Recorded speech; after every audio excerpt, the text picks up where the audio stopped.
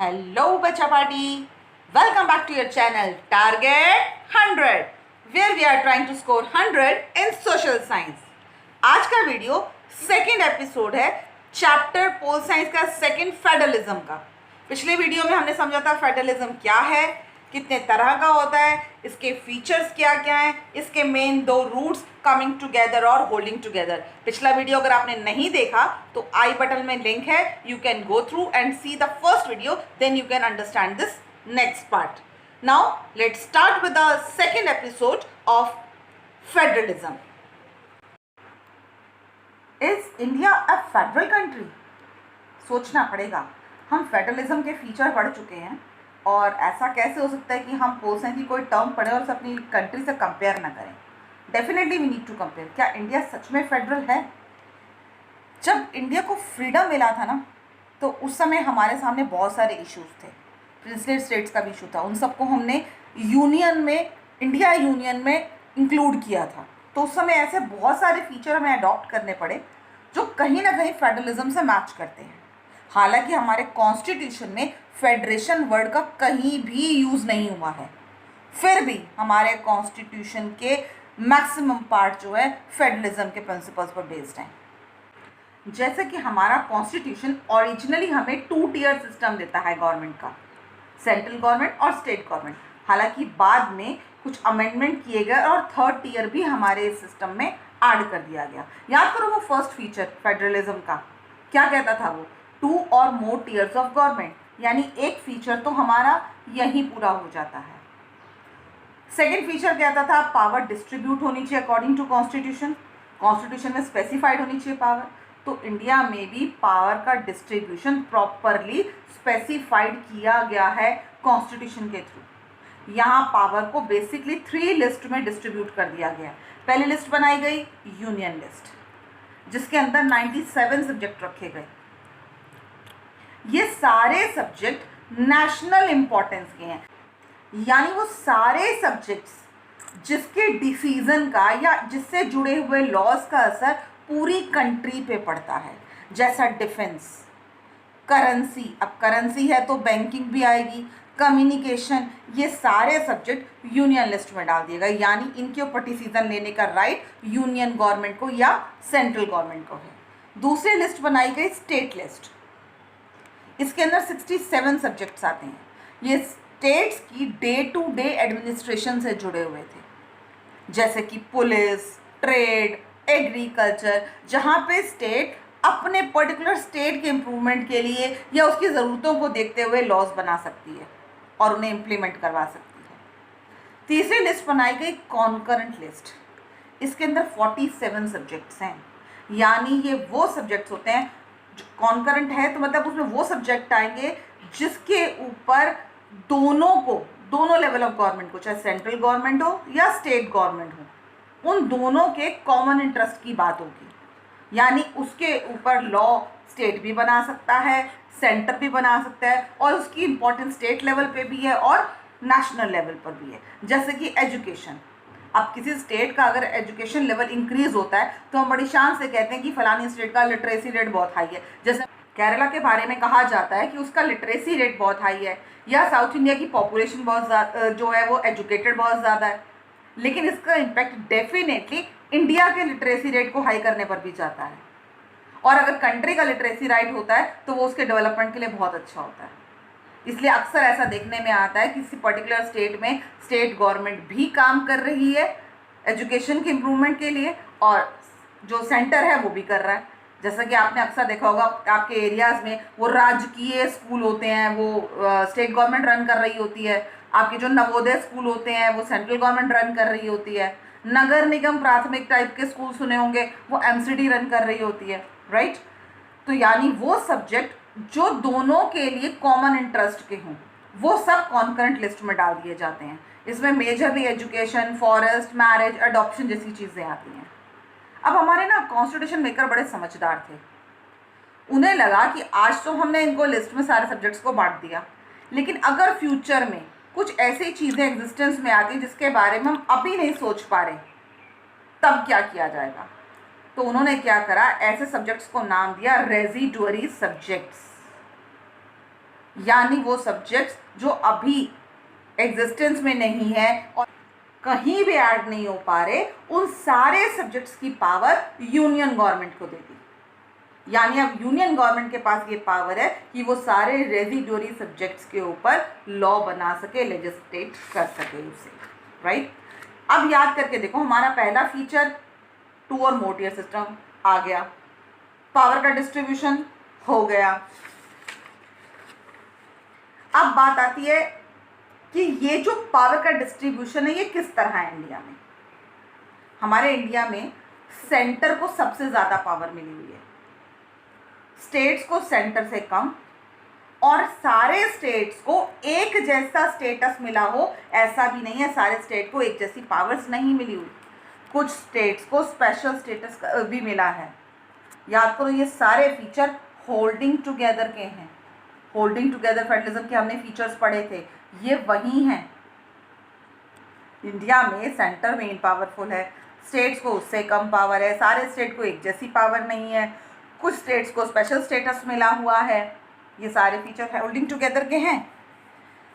अगली चीज़, इंडिया में अगर हमें कोई अमेंडमेंट करना होता है, बेसिक चीज़ों पे अमेंडमेंट करना है, नॉर्मल अमेंडमेंट हम सब जानते हैं कि कैसे होता है, राइट। लेकिन बेसिक फंडामेंटल्स पे, पावर शेयरिंग के फंडामेंटल में अगर हमें चेंजेस करने हैं तो इंडिया में ये सिस्टम है कि आप डायरेक्टली एक लेवल की गवर्नमेंट उसे पास नहीं कर सकती। ये तब पास होता है जब दोनों हाउस उसे अप्रूव कर देते हैं, उसके साथ ही साथ जितनी भी हमारी स्टेट लेजिस्लेटिव असेंबली है उसका at least half state legislative assembly उसे अप्रूव कर दें। ये भी याद आता है, हमारा फेडरलिज्म का फीचर था कि कोई एक लेवल की गवर्नमेंट फंडामेंटल बेसिक्स को चेंज नहीं कर सकती है। ये वाला फीचर भी यहाँ पूरा हो जाता है। एक फीचर उसमें ये था कि जुडिशरी की इंपॉर्टेंस होगी, सुप्रीम जो कोर्ट होता है वो इंटरप्रेट करेगा कॉन्स्टिट्यूशन को, तो ये तो हमारे यहाँ भी है।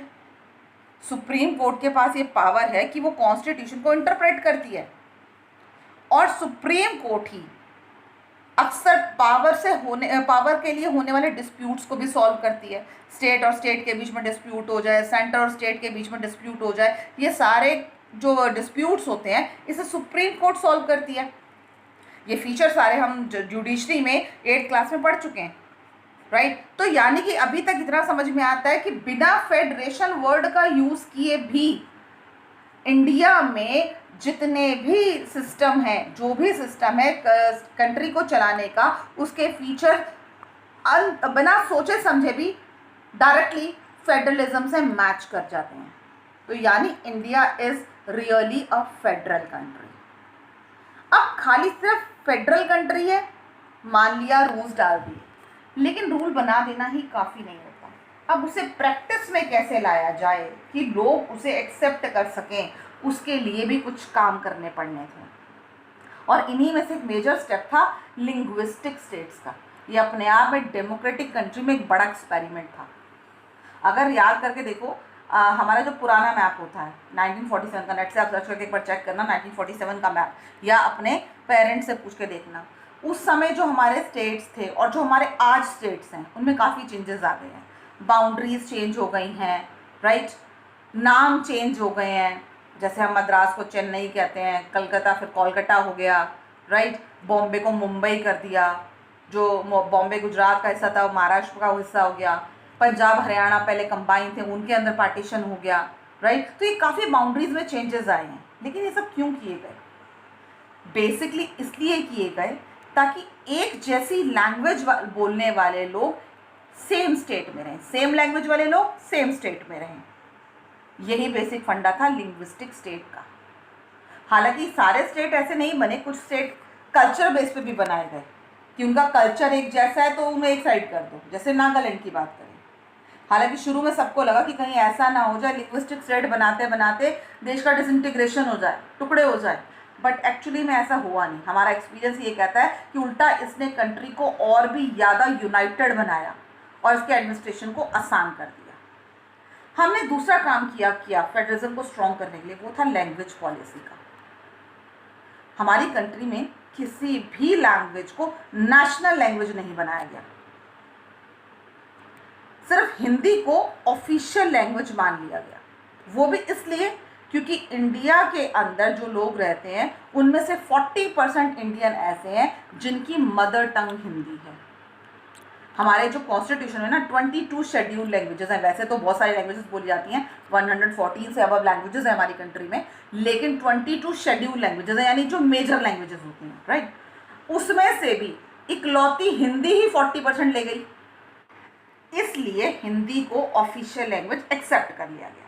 लेकिन इसका मतलब ये नहीं था कि बाकी लैंग्वेजेस को उन्होंने इंपॉर्टेंस नहीं दी या उन्हें निगलेक्ट कर दिया, क्योंकि हम श्रीलंका का हाल देख चुके थे। उन्होंने सिन्हाला को मेन लैंग्वेज बनाया, तमिलियन को निगलेक्ट फील हुआ, तो वहाँ पे हालात कैसे देखा हुआ था। हम वो हालात इंडिया में नहीं चाहते थे, इसीलिए यहाँ पर बाकी लैंग्वेजेस को निगलेक्टेड फील ना हो, उसके लिए उन्होंने कुछ स्पेशल अरेंजमेंट्स किए। कैसे अरेंजमेंट्स? कि स्टेट्स अपनी ऑफिशियल लैंग्वेज भी बना सकती हैं, यानी कि अगर वो चाहें तो हिंदी के अलावा अपनी रीजनल लैंग्वेज को भी एज ऑफिशियल लैंग्वेज यूज़ कर सकती हैं। दूसरी बात, जो सेंट्रल लेवल के एग्जामिनेशन होते हैं, सेंट्रल गवर्नमेंट के एग्जामिनेशन, अगर कोई कैंडिडेट उसको वो एग्ज़ाम में पार्टिसिपेट कर रहा है तो वो उन 22 शेड्यूल लैंग्वेज में से कोई भी लैंग्वेज को ऑप्ट कर सकता है आंसरिंग के लिए, विच विल बी एक्सेप्टेड। ये अपने आप में एक बहुत बड़ी चीज़ थी, क्योंकि हम सभी लैंग्वेज को इक्वल इंपॉर्टेंस दे रहे थे। हालांकि 1965 में ना इंग्लिश के यूज़ को एक बार स्टॉप कर दिया था, लेकिन सारे स्टेट्स ने, काफ़ी सारे स्टेट्स ऐसे थे जो नॉन हिंदी स्पीकिंग थे, उन्होंने डिमांड करी कि इंग्लिश को कंटिन्यू रखा जाए, और ये डिमांड तो तमिलनाडु जैसी स्टेट के अंदर वॉयलेंट भी हो गई। तो ऐसे में सेंट्रल गवर्नमेंट ने फिर से इंग्लिश को ऑफिशियल लैंग्वेज की तरह यूज़ करने की परमिशन दे दी, राइट। तो यानी लैंग्वेज को लेकर, जहाँ पे इतनी डाइवर्सिटी है इंडिया में लैंग्वेज को लेकर, वहाँ पर भी उन्होंने ऐसा बीच का रास्ता निकाला कि जहाँ पर किसी को निगलेक्टेड फील ना हो। तीसरी चीज़ है सेंटर स्टेट रिलेशंस। हमने वो फीचर पढ़ा था कि स्टेट और सेंटर को कुछ बेसिक रूल्स पे एग्री होना चाहिए ताकि उनके बीच में म्यूचुअल अंडरस्टैंडिंग बन सके, ट्रस्ट बन सके। उसके लिए ही उनके बीच में पावर शेयर की गई, लेकिन हमेशा उसका फ़ायदा हुआ ऐसा नहीं है। काफ़ी लंबे टाइम तक ना इंडिया में सेम पार्टी का रूल सेंटर और स्टेट में रहा, जिसका नतीजा क्या हुआ, जो स्टेट गवर्नमेंट थी ना वो अपने राइट्स को ऑटोनोमस यूनिट की तरह यूज़ नहीं करती थी, या अपने लेवल पर उन्हें यूज़ नहीं करती थी, वो सेंटर पे डिपेंडेंट रहती थी। जो सेंटर ने कहा वो मान लिया। और अगर स्टेट लेवल की रूलिंग पार्टी अलग होती थी सेंटर से, तो अक्सर उसे प्रॉब्लम झेलनी पड़ती थी। सेंटर अक्सर उनकी पावर्स को कंट्रोल में रखने की कोशिश करता था, और कई बार ऐसा भी देखने में आया कि उन्होंने कॉन्स्टिट्यूशन का मिस यूज़ करके स्टेट गवर्नमेंट को डिसमिस कर दिया। लेकिन ये चीज़ ज़्यादा देर चली नहीं। 1990s के बाद ना रीजनल पॉलिटिकल पार्टीज बहुत सामने आने लग गई, जिसका फ़ायदा डेफिनेटली पावर डिस्ट्रीब्यूशन होने वाला था। जैसे ही रीजनल पावर जो पॉलिटिकल पार्टीज थी वो पावर में आई ना, तो उन्होंने अपने हिस्से के राइट्स की डिमांड ज़्यादा स्ट्रॉन्ग कर दी।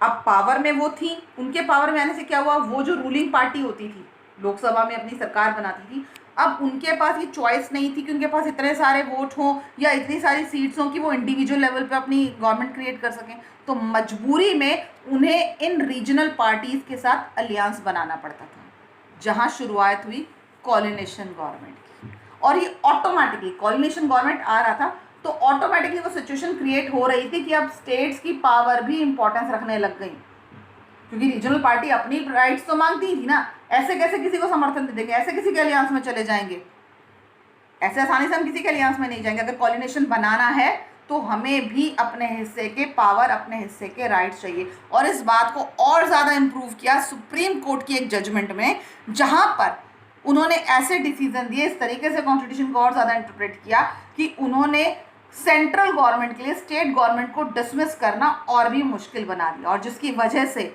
इन्हीं सारे चेंजेस का नतीजा है कि फेडरल गवर्नमेंट का जो कंडीशन हम आज देखते हैं, जितना पावरफुल हम उसे आज देखते हैं वो पहले नहीं था, लेकिन इन सारी सिचुएशन ने और ज़्यादा पावरफुल बना दिया इंडिया फेडरलिज्म को। यहाँ जब हमने स्टार्टिंग में बात की थी थर्ड टियर ऑफ गवर्नमेंट की, उसके ऊपर एक आपके चैप्टर का पूरा पार्ट है जिसे हम डिसेंट्रलाइजेशन इन इंडिया कहते हैं। इसके बारे में हम नेक्स्ट वीडियो में समझेंगे। आज का एक्सप्लेनेशन अगर आपको अच्छा लगा, please like, share, subscribe and keep the notification on so that you don't lag in scoring 100. Bye bye.